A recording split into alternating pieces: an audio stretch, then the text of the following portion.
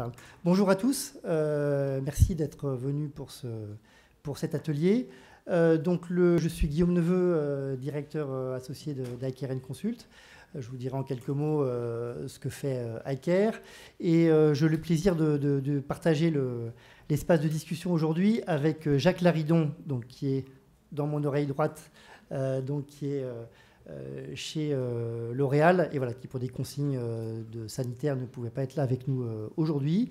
Et puis Mathieu Morin, directeur d'Iceberg Data Lab, qui se présentera aussi tout à l'heure. Alors, en termes de consignes, on m'a dit, théoriquement, il y a un système pour poser des questions en ligne. J'ai cru comprendre que ça fonctionnait aussi. Enfin, peut-être qu'on peut faire plus simple et poser les questions à haute voix dans la salle. Jacques m'entend grâce à l'oreillette. Donc, on pourra relayer les questions. Donc, je propose de faire comme ça, si on peut se simplifier la vie entre les différents écrans. Donc, pour vous présenter rapidement Icare, pour commencer cette conférence. Donc, Icare, on a maintenant 10 ans. On a la particularité de travailler ce qu'on dit à 360 degrés. Pourquoi ? Parce qu'on travaille sur l'ensemble des sujets de l'environnement, et dès le début. Donc, le climat, la nature, et c'est le sujet d'aujourd'hui, la biodiversité, l'économie circulaire, et aussi les questions liées à l'environnement, les questions sociales liées à l'environnement, que ce soit l'emploi, la santé environnement, et les autres thématiques en dehors des sujets purement environnementaux. Et l'autre côté du 360 degrés, c'est qu'on travaille pour 3 types de clients. Les organisations publiques, avec des questions de politique publique, les entreprises, avec des questions de définition de stratégie, mais là, on rentre souvent dans le concret, d'implémentation, d'indicateurs, de plans d'action opérationnels. Et la finance, on en parlera aussi aujourd'hui, avec une thématique très forte qui est de réallouer le capital vers la finance durable. Donc voilà pour, je dirais, l'ambition et le périmètre d'Icare & Consult. Alors si on zoome sur le sujet d'aujourd'hui, qui est la biodiversité, c'est sur notre carte d'activité depuis 2009, donc depuis le début, à une époque où c'était encore un sujet qui était un petit peu confidentiel, malheureusement, avec une première type d'intervention qui est tout ce qui est diagnostic et stratégie de biodiversité. J'y reviendrai par la suite. Mais c'est à la fois des impacts et dépendances, c'est à la fois des meilleures pratiques biodiversité, c'est qu'est-ce qu'on peut faire dans tous les sens pour avancer concrètement sur ce sujet. Deuxièmement, et c'est le thème plus précis de cet atelier, c'est qu'est-ce qu'on peut faire pour mesurer et calculer nos relations avec la biodiversité, au-delà de l'action même. Et là, on a des sujets qu'on balayera, des empreintes biodiversité à différentes mailles, mais aussi la problématique de l'impact sur les services écosystémiques, la monétarisation, voilà. Tout ce qui peut se calculer pour une entreprise pour essayer de passer du quali au quanti de manière globale. Et puis enfin, une grosse demande aujourd'hui, c'est puisqu'on a vraiment une grosse... le sujet biodiversité, depuis 2 ans, prend de l'importance et on s'en réjouit. C'est une question d'acculturation à cette thématique qui est plus compliquée, par exemple, que la thématique du climat, avec une offre du coup de formation et de sensibilisation. Bon, et pour arriver à faire tout ça, il faut une équipe un peu hybride, où chez nous, on va mélanger des compétences écologiques pures, d'écologues, avec des compétences en ACV, des compétences en stratégie, pour finalement pouvoir accompagner les entreprises pour progresser. Et on a aujourd'hui beaucoup de demandes d'entreprises qui soit avaient fait des choses sans les valoriser, soit sont au début du sujet et se disent comment je le prends, par quel bout je le prends. Et c'est vraiment ça qu'on leur apporte, c'est de les prendre par la main, de là où elles sont, pour les emmener un cran plus loin. Alors, les 3 questions maintenant qu'on va aborder dans l'atelier, et du coup, ça va permettre d'introduire aussi les participants. Alors, je vais commencer par une introduction sur finalement quand et comment calculer son impact sur la biodiversité, avec un petit panorama général et puis un zoom sur un indicateur qu'on a développé. Après, je passerai la parole à Jacques Laridon, de L'Oréal à distance, qui nous fera son retour d'expérience sur l'utilisation justement de ces indicateurs de calcul à la maille produit. Et puis je passerai la parole enfin à Mathieu Morin, qui est directeur général de Iceberg Data Lab sur une étape aujourd'hui qui est demandée aussi là, qui est comment on industrialise ce type de calcul à destination des acteurs financiers qui veulent aussi commencer à pouvoir intégrer ce type de questions dans leur stratégie. Donc voilà pour le menu de la présentation. Alors, première étape avant d'aller sur les indicateurs, et je pense que c'est important, c'est que en fait, avant de se lancer bille en tête sur des indicateurs, il faut savoir pourquoi et comment. Et donc, pour nous, définir une stratégie, ou en tout cas un plan d'action biodiversité, c'est une première étape avant de se lancer dans l'indicateur d'impact global. Alors, la première étape, c'est une étape de diagnostic, avec aujourd'hui un schéma qui est peut-être déjà connu de vous tous, qui consiste à se dire que de la même manière que sur le climat, on a l'impact avec les émissions de GES et la vulnérabilité au changement climatique, sur la biodiversité, c'est un petit peu la même chose. On a deux pieds qui sont importants. Une question d'abord d'impact, donc à travers les pressions sur la biodiversité, et puis une question de dépendance à travers les services écosystémiques. Et donc c'est important, au moins dans un premier temps, alors des entreprises qui sont très du côté de l'impact, d'autres très de la dépendance, mais de se poser cette question déjà en amont, parce que rien que par rapport à ça, les indicateurs derrière ne seront pas les mêmes. Autre point aussi, c'est de partir de là où est l'entreprise. La biodiversité, je ne vais pas dire que c'est comme la prose, on peut et faire comme M. Jourdain en faire sans le savoir, mais voilà, il y a tout un tas d'actions en général qui sont menées sur le terrain. Il y en a souvent le terrain qui est plus en avance, je dirais, que le discours global, et c'est le discours global qui est un peu compliqué de temps en temps à construire, et donc il faut bien prendre en compte ce point de départ pour être pertinent dans la stratégie. Alors, première étape de diagnostic. Deuxième étape, c'est à partir de ce diagnostic, pression et impact qui peut être fait à partir de, je dirais, de bon sens, de logique, d'exploitation de bases de données sans calculer d'indicateurs d'impact global, c'est de se dire finalement où est-ce que je suis à risque, où est-ce que j'ai des opportunités. Et il y a beaucoup d'opportunités aussi sur la problématique biodiversité, rien que par des produits à moindre impact qui, par exemple, sur ce sujet, pourraient être mieux disants que d'autres produits standards. Donc le sujet est bien de faire la part par rapport à là où est aujourd'hui l'entreprise, par rapport à ce que font les autres, quels sont les risques et opportunités, à la fois du côté dépendance et du côté impact. Et derrière, on a chez nous des ingénieurs financiers aussi, et donc des profils économistes et financiers. On se fait fort de valoriser ce que ça veut dire pour l'entreprise, en termes de revenus, en termes de coûts, et donc d'essayer de traduire ça de manière aussi entendable par un comité de direction derrière ces risques et opportunités biodiversité. Donc ça, c'est la deuxième étape. Et la troisième étape, une fois qu'on a défini, je dirais, les 5-6 sujets phares, parce que c'est comme tout, on ne peut pas gérer 20 priorités à 3 dimensions dans 50 sites. Bon, il faut arriver à définir les enjeux prioritaires. Après, derrière, ça va être de dérouler un plan d'action. Ça va être aussi de participer à, potentiellement, pour ceux qui le souhaitent, à des dispositifs d'engagement qui permettent d'être des caisses de résonance aussi, comme le dispositif Entreprise engagée pour la nature, par exemple, et former et sensibiliser ces équipes.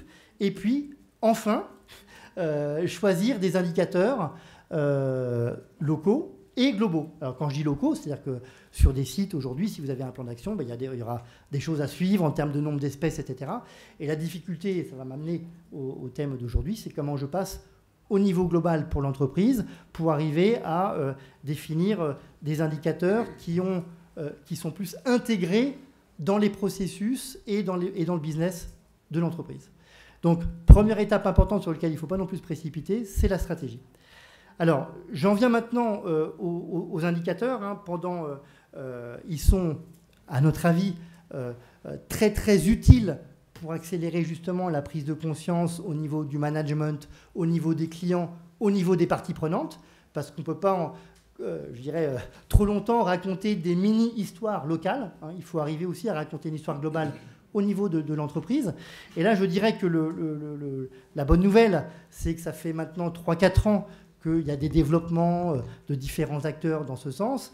Et plutôt que d'attendre je dirais un état de maturité complet ou de certitude ou d'homologation complète qui interviendra peut-être dans 4-5 ans, d'ores et déjà, aujourd'hui, il y a ce qu'il faut en termes de matériel pour expérimenter, tester, et c'est ça la bonne nouvelle. Alors, ceci étant dit, ce qui est très important, et c'est là-dessus qu'il faut, un peu comme sur le climat, c'est qu'il faut choisir les indicateurs qui correspondent en fait aux enjeux et au plan d'action. Ça n'aurait pas de sens de prendre un indicateur qui, au final, quoi que vous fassiez pendant 1 ou 2 ans, restera au même niveau pour des raisons X ou Y. Si vous avez une dimension très forte de très grands sites industriels, ça peut être intéressant de se placer au niveau des sites. Si vous êtes une entreprise qui a une dimension produit très très forte, c'est plus intéressant de s'intéresser à un indicateur produit. Donc voilà, l'idée, et suivant là où vous en êtes, c'est bien choisir le bon indicateur qui va finalement mettre en valeur les actions que l'entreprise fait. Donc, premier indicateur, on y reviendra par la suite, c'est si on veut concevoir et mettre sur le marché et valoriser des produits à moindre impact biodiversité, il faut prendre des indicateurs produits. Donc, on vous expliquera un petit peu ce qu'on fait avec Product Biodiversity Footprint. Il y en a d'autres aussi. Alors, il y a de nombreux panoramas qui existent là-dessus. J'y reviendrai par la suite. Évidemment, là, ce n'est pas une liste exhaustive des indicateurs qui existent.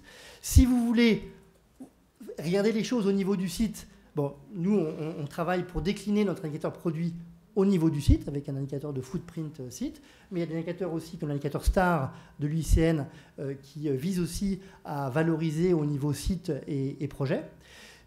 Si vous voulez, troisièmement, essayer d'embrasser les choses au niveau de l'entreprise de manière globale, là, on a distingué 2 niveaux qui correspondent aujourd'hui, de la même manière que sur le climat, si on veut avoir une empreinte carbone très approfondie ou uniquement un premier ratio d'intensité carbone qui souvent correspond un peu plus à la nature de l'entreprise. Là, j'ai distingué 2 niveaux pour un indicateur d'empreinte biodiversité entreprise.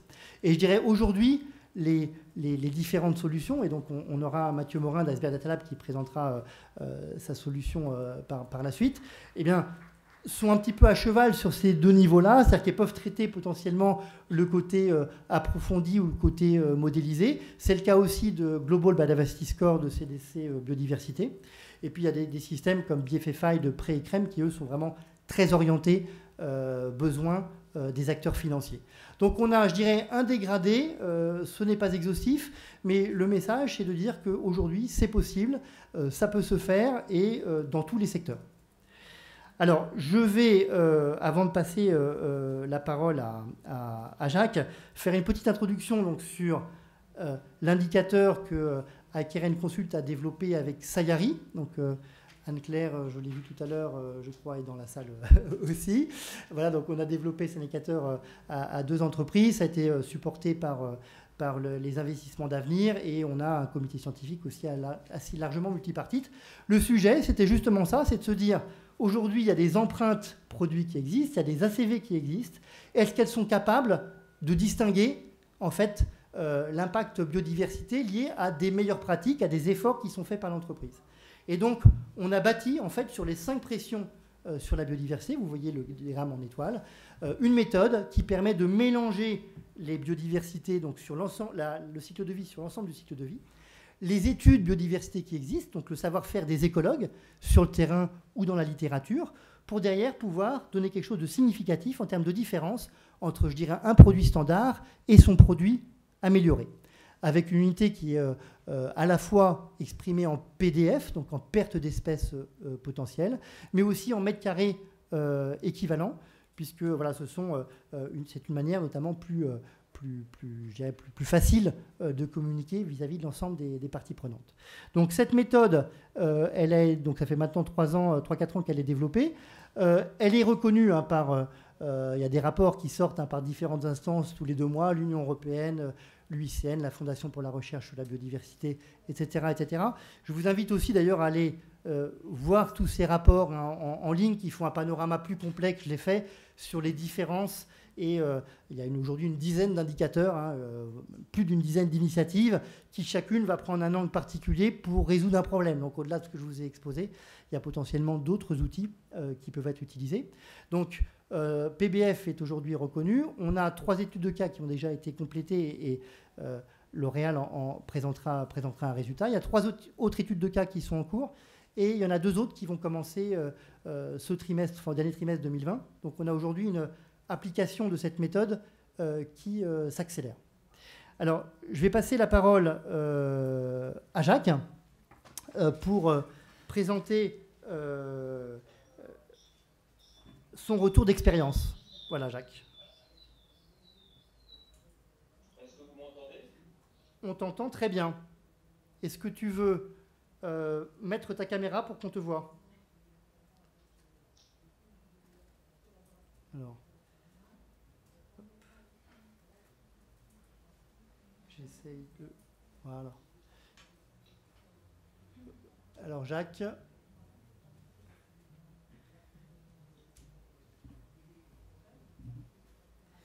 Oui, Jacques, on t'entend.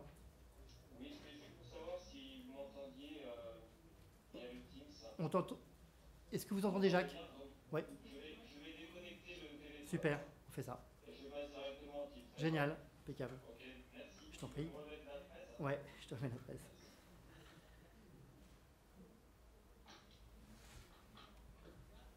Bien, alors, bonsoir à tous. Je pense que Guillaume, je n'ai pas la présentation en grand écran, donc voilà, si tu peux me la mettre, ce serait très bien. Bien, bonjour à tous. Alors, désolé de ne pas pouvoir être parmi vous, j'aurais bien aimé, mais voilà, donc avec les consignes d'entreprise, je n'ai pas pu me rendre sur place. En tout cas, bon, je suis ravi de pouvoir participer à distance à cette présentation et finalement à ce témoignage. Merci à toi, Guillaume, de m'avoir invité à faire cette présentation finalement de l'application de la méthode PBF, Product Biodiversity Footprint, dans une étude de cas sur un produit cosmétique. Donc en l'occurrence, il s'agit d'un gel douche simplex dans un flacon de 200 ml. Donc un produit assez classique en cosmétique.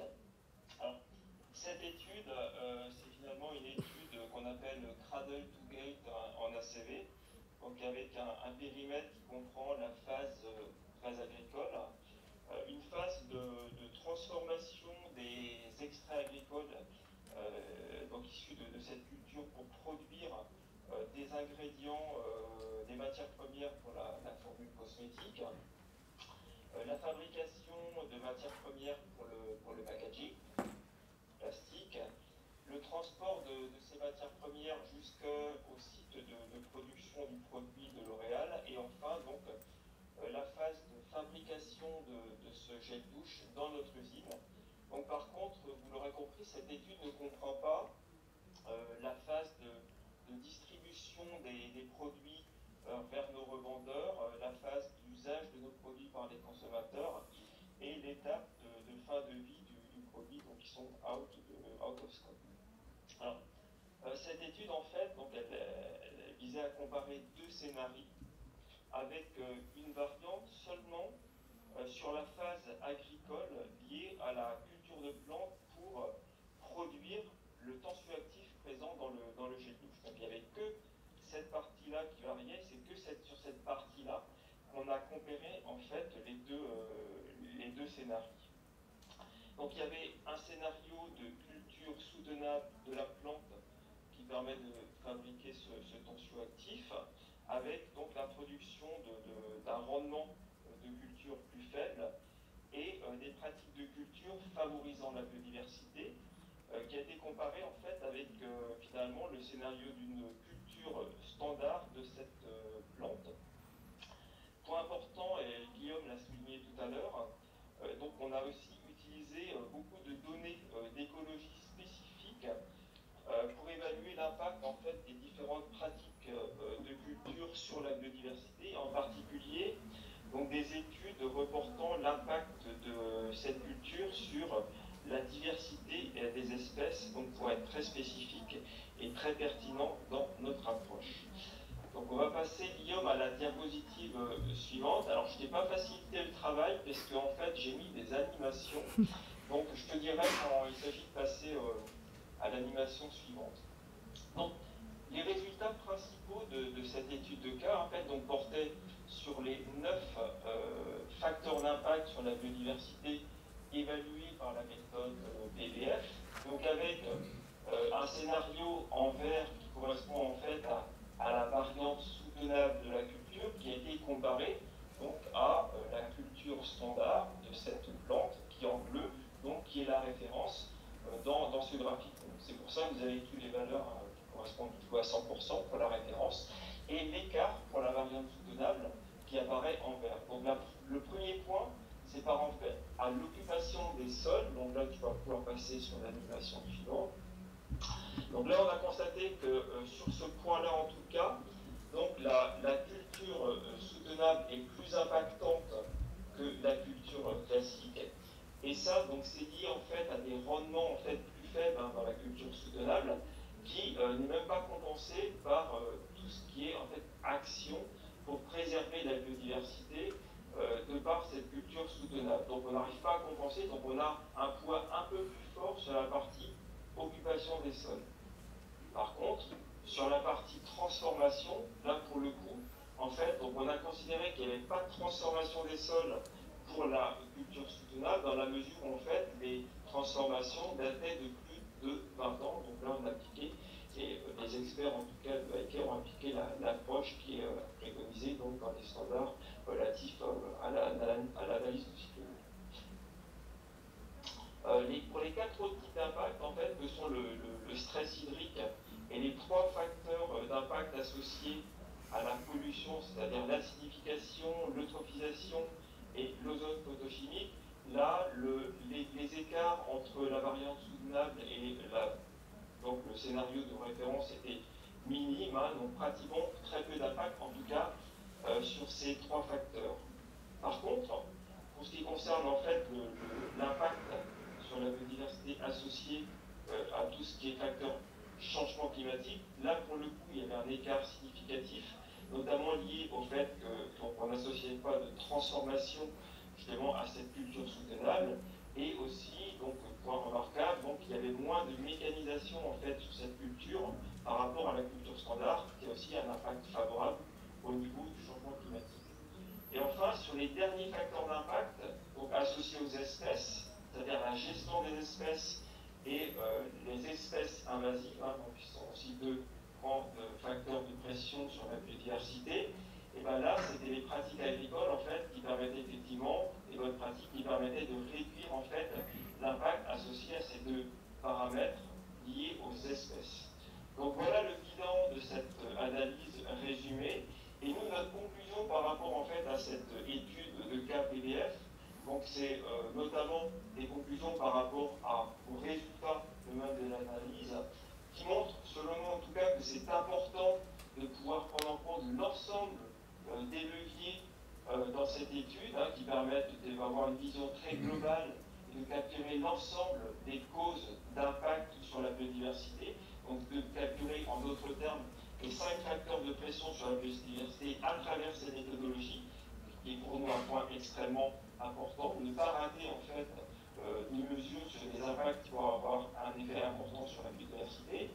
Le deuxième élément important pour nous à nos yeux sur cette étude, on n'avait pas forcément en tout cas cette idée en tête quand on a commencé l'étude, c'est le point fort finalement du rendement de la culture sur les résultats.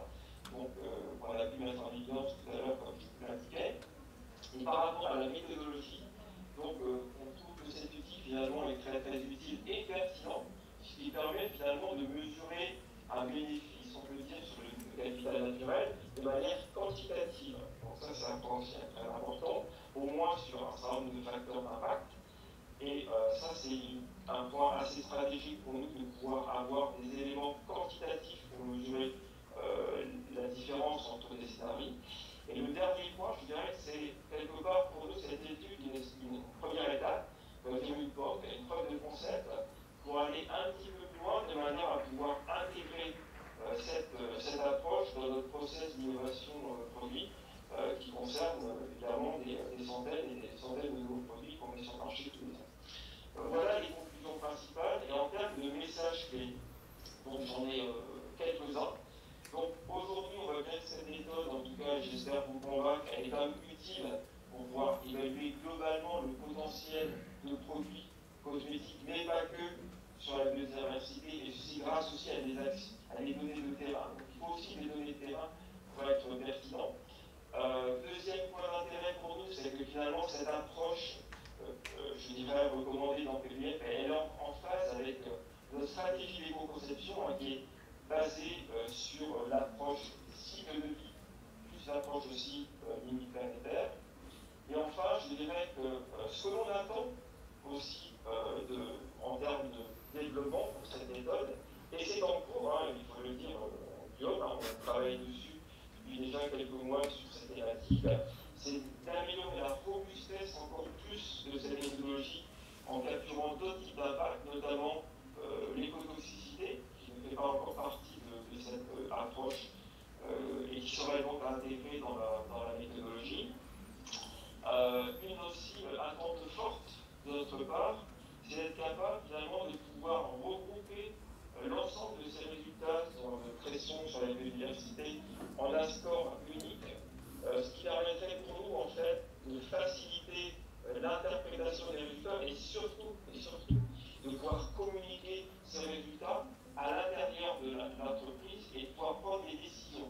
Parce que nous, en tant qu'experts, on peut analyser ce type de résultats, mais ensuite, quand vous commencez à les discuter avec vos parties prenantes en interne, il est important de simplifier le discours et de pouvoir répondre par oui ou non. Est-ce qu'effectivement, on s'oriente dans une bonne voie avec tel ou tel produit ou tel scénario? Et derrière tout ça, ce qu'il faudrait, si on veut notamment intégrer cette approche méthodologique dans notre système d'innovation produit, c'est d'être capable aussi de créer un outil qui puisse s'intégrer dans notre système d'innovation, un outil informatique avec des méthodes de calcul automatisées pour que finalement on puisse facilement sortir des résultats lorsqu'on est en innovation pour orienter nos laboratoires vers la meilleure solution en termes en tout cas d'impact de biodiversité en prenant en situation en compte des autres paramètres. Donc voilà mon témoignage sur cette étude de cas et je laisse donc la parole au présentateur suivant. Merci beaucoup Jacques, hein, c'est très clair et juste pour faire la transition avec Mathieu, on court après le temps, on a avec PBF la volonté, justement, on a été très précis. Hein, vous avez vu qu'on a les 9 pressions, 9 indicateurs de pression détaillés avec des données terrain, etc. Donc ça correspond à un besoin. Et maintenant, à l'autre extrémité du spectre, j'ai passé la parole à Mathieu, qui a du coup une autre solution disponible pour répondre à un autre besoin. Merci. On a le droit de retirer le masque pour parler, c'est ça? On a une dérogation? Oui. Formidable. Alors, je vais directement sur le site du coup. Bonjour. Ah oui, c'est mieux. Mathieu Morin, donc je suis le responsable de Iceberg Data Lab, qui est une fintech, c'est-à-dire une société technologique qui travaille pour le secteur financier, spécialisée dans les données environnementales. Donc on va essayer d'afficher l'écran. Le point commun entre toutes les entreprises qui travaillent au développement de solutions visant à l'impact sur la biodiversité. Ah oui, c'est vrai que c'est une vie troublante, celle de présentateur TV. Donc de réduire l'impact sur la biodiversité et d'implémenter le type de reporting, de mesures qui vient de vous être présenté. Tous ces projets, quel que soit leur stade de maturité, ont un point commun, c'est un besoin de financement. Voilà. Et donc ce dont le secteur financier a besoin, que ce soit des investisseurs qui apportent du capital ou des banques qui font du crédit, c'est d'être capable de mesurer et d'avoir des solutions de mesure de l'impact de ce qu'on leur propose d'investir ou de financer. Voilà. Et donc ce à quoi nous avons travaillé, c'est sur le terrain spécifique de la biodiversité qui était un peu orphelin de solutions industrielles, c'est-à-dire capable de traiter des portefeuilles et des univers d'entreprises très larges. C'est une solution qui soit d'une part quantitative, c'est-à-dire qui permette de hiérarchiser des sociétés selon leur activité, leurs produits, leur géographie, les unes par rapport aux autres, pour permettre de faire des choix, et par exemple des choix de gestion ou de décision de crédit. De focaliser sur les impacts les plus matériels, donc en acceptant de ne pas être exhaustif, mais en fournissant à nos clients ce dont ils ont besoin, c'est-à-dire un compas qui les amène dans la bonne direction. Donc on ne vise pas à l'exhaustivité ni à l'exactitude, mais à fournir une hiérarchie qui, elle, doit être la plus exacte possible. Et enfin, discriminant, c'est-à-dire que toutes les sociétés au sein d'un même secteur ne se valent pas et que donc les décisions peuvent effectivement avoir de l'impact. On a commencé par le secteur agri-food tout le long de la chaîne de valeur, depuis le restaurant jusqu'à l'agriculteur. Et on a fait un certain nombre de simulations qui ont permis de montrer qu'effectivement, au sein de ce grand univers, si vous menez ce que les financiers appellent une politique de best in class, on aime bien parler en franglais dans le secteur financier, on arrive à réduire l'impact quantifié par l'indicateur que nous avons retenu, qui est le MSA, l'impact de 66%. C'est-à-dire voilà, vraiment une action qui soit significative en termes d'impact. Donc voilà, c'est ça ce qu'on fait. Et on le décline en deux types de services, je dirais. Un sur lequel je vais pas m'étendre, mais qui est la mesure de l'impact sur un portefeuille. C'est-à-dire que si vous avez un compte bancaire, vous pouvez avoir à un moment affiché des camemberts disant voilà où vont mes dépenses, voilà où vont mes placements en termes de secteur. Ben, c'est le même type de camembert, sauf que celui-ci mesure l'impact. Et des études plus ponctuelles, alors qui sont basées sur les informations publiquement publiées par les sociétés. C'est-à-dire on ne se fait pas rémunérer par les sociétés pour effectuer ce service. C'est pour ça que je précisais qu'on était une fintech et qu'on travaille pour le secteur financier. C'est pour garantir notre indépendance.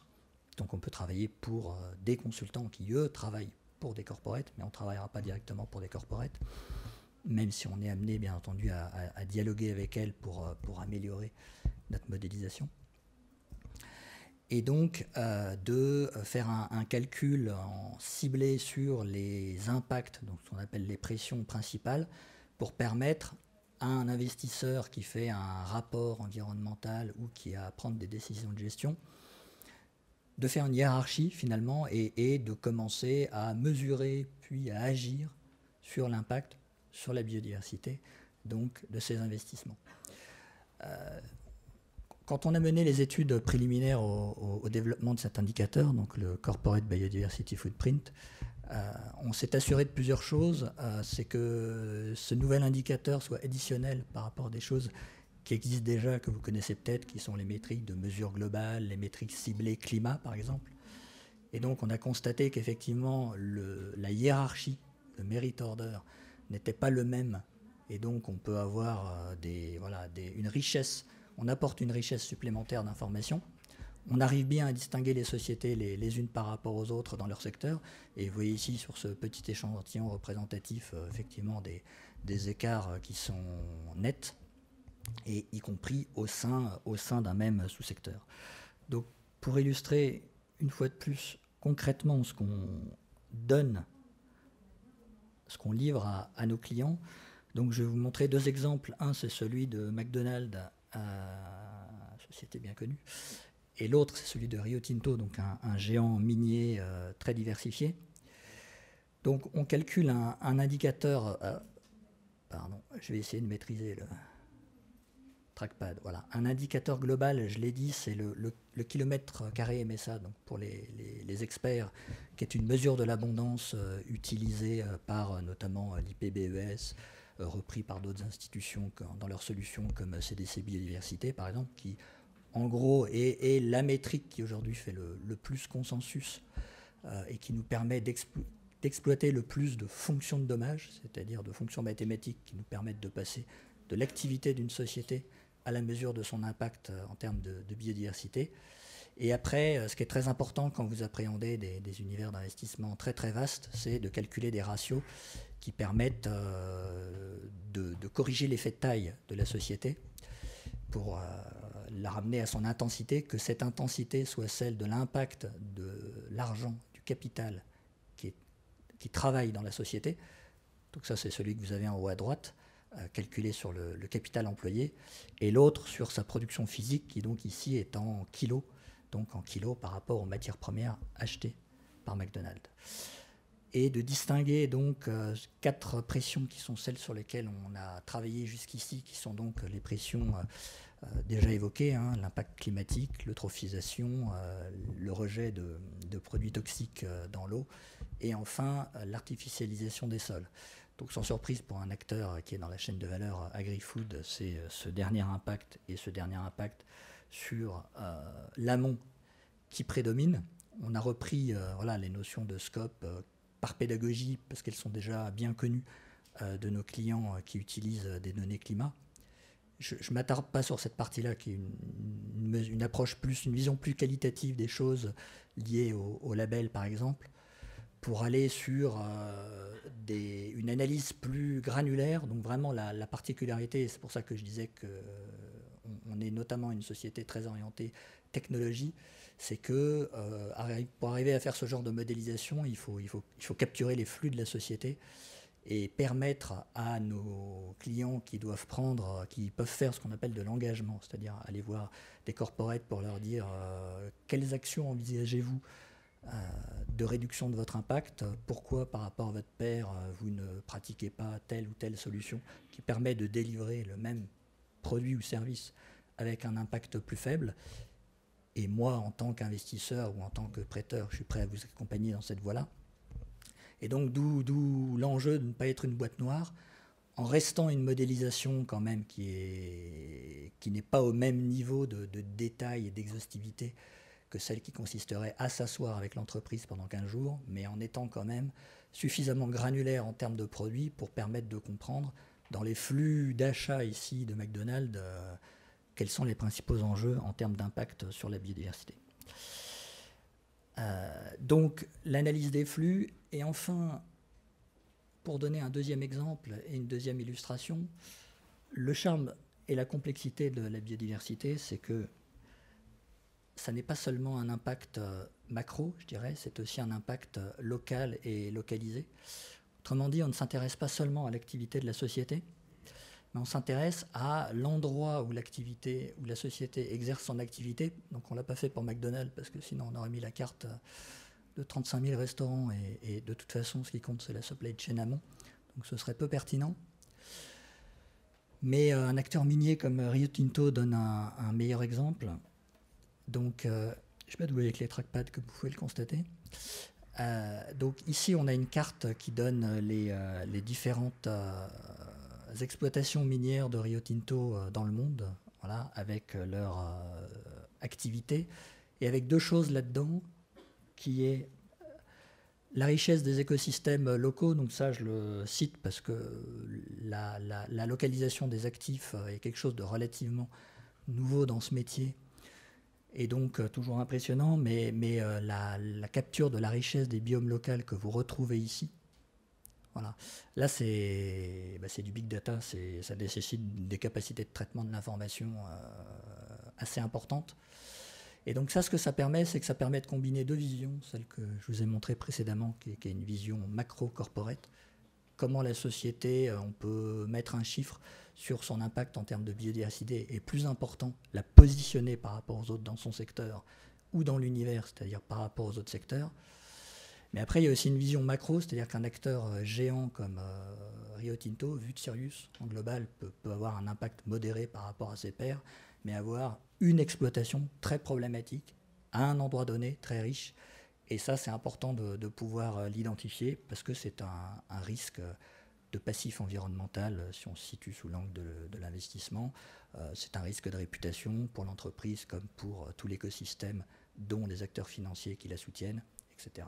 etc. Je te rends l'oreillette. Voilà pour cet aperçu très rapide de ce qu'on fait, mais je serais content de poursuivre la discussion. Ouais.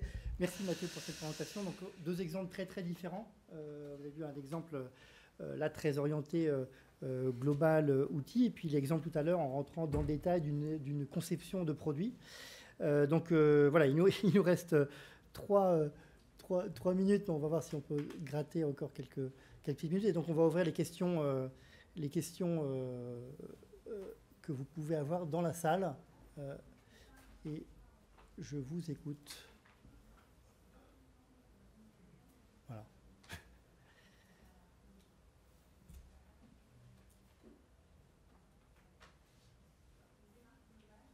Vous avez des questions par rapport à ces deux solutions qui sont présentées? Henri?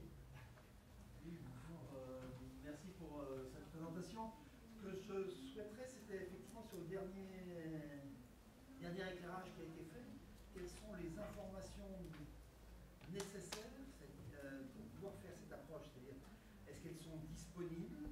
Est-ce qu'elles ne le sont pas? Est-ce qu'on fait des... Puisque là, on est dans une approche a priori potentielle, là aussi. Où est-ce qu'on est sur des données réelles? Alors, bon, ça marche ça? Vous m'entendez? Parfait. Oui. Alors la réponse est oui et non. C'est-à-dire que l'enjeu, quand on veut couvrir des univers très vastes, c'est justement de ne pas avoir de trous. Or, comme votre question, c'est encore mieux, le sous-entend implicitement, l'information n'est pas toujours disponible, voilà, en particulier si vous avez sur des pays émergents, etc., etc. Et donc notre enjeu, c'est de collecter l'information lorsqu'elle est disponible. Et là, la réponse, pardon, mais ça dépend. Voilà, ça va dépendre de la taille de sa société, de son secteur et de son pays. Et il y a toutes sortes d'exemples en termes de niveau de transparence, donc sur soit le niveau de pollution de la société, soit son niveau d'activité. Et les collecter lorsqu'elle est disponible, et lorsqu'elle n'est pas disponible, la modéliser. Voilà. Et donc avoir un modèle normatif disant je pars de ce que j'ai, et donc si je n'ai qu'un chiffre d'affaires, j'ai un très grand niveau d'incertitude, et donc on a un indicateur lié à ça qui s'appelle l'indicateur de Data Quality Level, et qui permet derrière de savoir si on compare des choses comparables. Mais effectivement, on a 5 niveaux de qualité. Mais je pense que de toute façon, je crois que c'est clair que dans cette solution-là, même comme dans PBF d'ailleurs, on est quand même sur de l'impact potentiel. Alors avec PBF, si on a beaucoup de données terrain qui peuvent renseigner de l'impact réel, on va là aussi, mais on reste malgré tout dans ces indicateurs globaux sur de l'impact potentiel.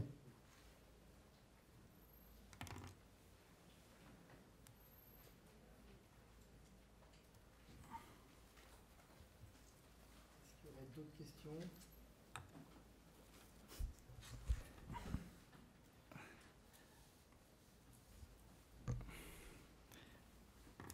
Oui. Ma question est de savoir si, comment est-ce qu'on peut déterminer du plan d'action à partir de chiffres comme ça. Alors, la question, je la répète au micro comme ça. Donc c'est comment on peut, à partir de ces indicateurs-là, déterminer des plans d'action. Alors, je dirais, moi je vois la question un peu, ce que je disais un petit peu au début, dans l'autre sens. C'est-à-dire que le plan d'action, le diagnostic sur les interactions d'une entreprise avec la biodiversité, je dirais, qu'on est au niveau d'une entreprise, il n'a pas besoin de ce type d'indicateur-là. C'est-à-dire qu'on peut savoir, en restant au sous-jacent, en dessous, en termes de pression, en termes de rejet dans l'atmosphère, en termes d'occupation des sols, etc., etc. Le diagnostic sur ce qui est sur les interactions, soit en impact, soit en dépendance, peut se faire sans ces indicateurs-là. Et après, justement, le plan d'action aussi peut se faire sans ces indicateurs. Et je dirais que l'action numéro 1 ou l'action numéro 2, enfin peu importe du plan d'action, c'est de mettre en place le ou les indicateurs qui vont permettre de suivre les actions de progrès. Et je dirais, ils ne sont pas exclusifs l'un de l'autre. C'est-à-dire que tout à l'heure, on appelle l'indicateur produit pour L'Oréal, parce qu'évidemment, voilà, on est dans les cosmétiques avec une dimension produit forte. Ça n'empêche pas L'Oréal de prendre sur les sites les plus emblématiques aussi des indicateurs sites, et ça n'empêche pas aussi de réfléchir à un indicateur consolidé pour sa communication vis-à-vis des parties prenantes. Donc, je dirais que ce n'est pas à partir de l'indicateur qu'on définit le plan d'action, mais c'est plutôt dans l'autre sens.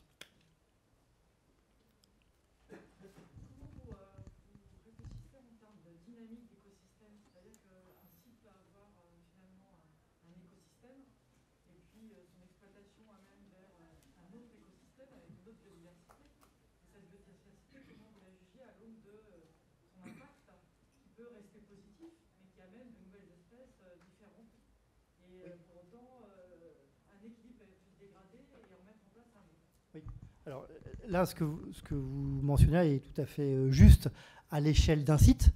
Et donc là, je dirais, pour moi, ce ne sont plus forcément des indicateurs globaux, mais plutôt un suivi d'écologues sur le terrain qui demandent quelque chose qu'on n'a pas évoqué ici, parce que c'est des choses qui se font par les bureaux d'études écologues, Écosphère, Biotop ou autres, qui va être de juger en fait l'abondance des espèces. S'il y a de nouvelles espèces qui apparaissent, les espèces qui peuvent être anthropophiles ou autres. Enfin, voilà, donc là, on est à une dimension d'analyse qui est un peu plus large, et effectivement, enfin qui est plus fine, pardon. Et effectivement, ici, là, avec l'ensemble des palettes des indicateurs qu'on a vus, on ne sera pas forcément capable de capter, je dirais, cette dynamique qualitative d'évolution dans le temps. Alors, s'il y a des rejets forts, des pressions fortes, bah, tous ces indicateurs vont vous dire que la biodiversité va s'appauvrir en abondance ou en nombre d'espèces. Mais ce n'est que de la modélisation, que du potentiel, et ça ne révélera pas les dynamiques de terrain que vous mentionnez. Donc voilà, c'est vraiment complémentaire, je dirais, d'indicateurs sites, de missionner des écologues sur le terrain qui vont dire des choses plus précises. Voilà. Donc il y aura une interaction entre... Oui, alors il y a l'interaction. On l'a pas, tout à fait. On l'a pas mentionné. Il y a l'interaction, notamment au niveau de PBF. Quand on est sur un nombre de sites limité ou des sites clés, à ce moment-là, c'est clé de faire remonter, et c'est ce qu'on a fait d'ailleurs avec PBF, les données des écologues de terrain, souvent des ONG, qui justement mènent des inventaires pour conforter ce qui se passe sur le terrain. Mais c'est illusoire de se dire qu'au niveau d'une entreprise, on va pouvoir, avec l'ensemble de sa chaîne de valeur, on va pouvoir consolider des données de terrain de ce type-là sur l'ensemble des sites en propre, sur les chaînes de valeur amont, sur les chaînes de valeur aval. Donc en fait, il faut arriver finalement à mélanger. Là où il y a ces données-là, il faut les prendre en compte. Là où elles n'existent pas, il faut être plus frustre. Voilà. Ouais, je crois qu'on a fini notre temps. Est-ce qu'il y a une dernière question? Non, c'est bon. Je crois que... Merci à tous. Merci Jacques d'avoir pu prêter à l'exercice. Et puis, merci à tous. Au revoir.